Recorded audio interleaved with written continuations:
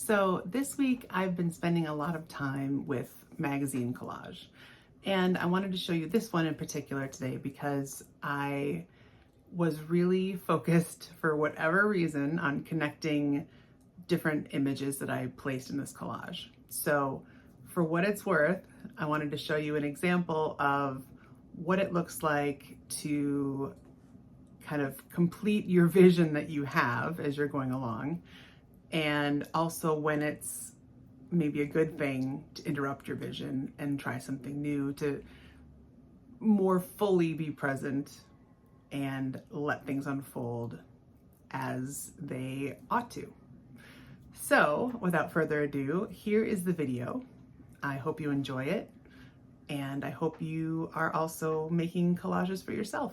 And if you've never done one before, it's very easy to try. Just grab some magazines and some glue and something to glue it to, and have at it. Hi everybody, it's Jackie Schomburg-Abstract. I wanted to share my process today working through a collage. I spent the first 10 to 15 minutes looking through magazines, just tearing out pages that appealed to me in some way. I liked the words that were on it, I liked the designs that were on it, I liked the colors, I liked the patterns. Anything that caught my eye, I tore out of the magazine. As the video is starting, now I'm going through those pages that I tore out and cutting out specific elements of those pictures, right? That eucalyptus branch with the black background, for whatever reason, I liked that. So I cut that out and eliminated the rest of the page. This pipe, I really liked that, so I wanted to cut it into smaller pieces. Same thing with the yarn there. I really like the purple against the yellow background. And these stripes, which I believe are blinds or shutters of some sort. I had a bee in my bonnet as I was making this because all of the different windy pipes and stripes and yarn really appealed to me, and I really wanted to fit them all together. I don't know why it was so important to me today, but it was really important to me to turn this into something that represented everything being interconnected. Because I don't know why exactly, but thinking about it now, right, all of life is interconnected. The things we do in our art life reflect our personal life. Things we do in our personal life reflect our art life, and all the other parts of life that we may have. For whatever reason, I always like to work on both pages of my sketchbook as basically a continuation, as if it was all one big page. I really like having the pages, when they lay open, be some sort of cohesive work. So you can see that on the left side, I continued using that kind of an upside down room divider with those black lines matching up with the other lines on the right side.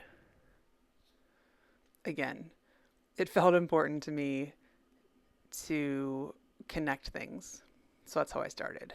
However, then I started feeling really uptight and tense and stressed out.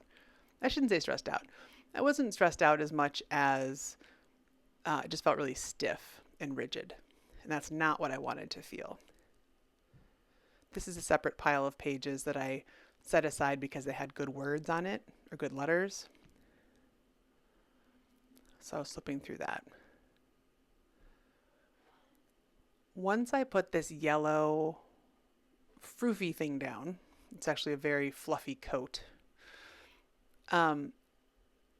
everything felt better, right? I tore the edges of that. It was not so rigid as the others. I moved things around more easily. I was quicker to make decisions. I really liked that pink rectangle that has SHE in a little jumbled pile.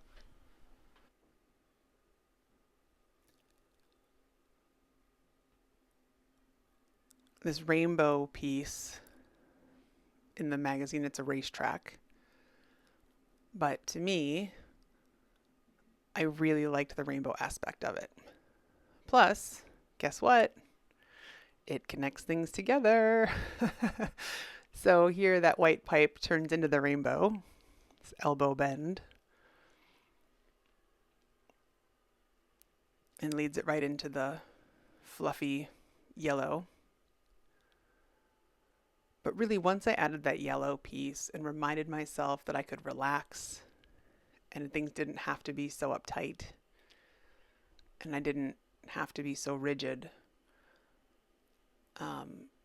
for some reason it's just a hard lesson. I still have to keep learning it, that I really don't have to be whatever I think that I should be at any given point. So I went ahead and added just a neutral floor pattern there as background for my racetrack. And this ended up also tying in nicely with the existing rainbow. But I liked that everything was kind of going through that yellow coat now.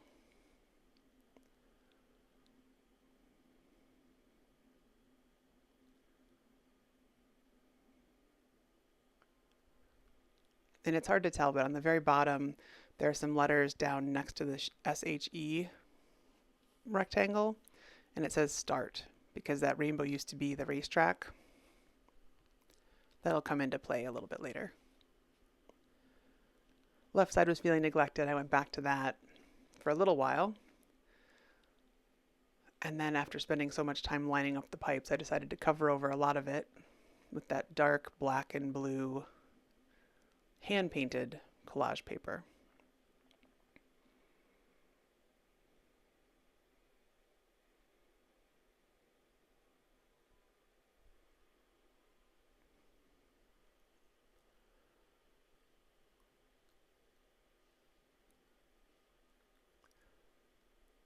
I was so stuck keeping everything grid-like in the beginning that I forgot to play. Or I was just playing in a different way, I guess. I was still playing and experimenting, but I really like how things change, and I feel like I got a lot more free after I did the yellow coat. Now this girl, when I was tearing up my pages out of the magazines, I saw her, and instantly I thought I could use her body.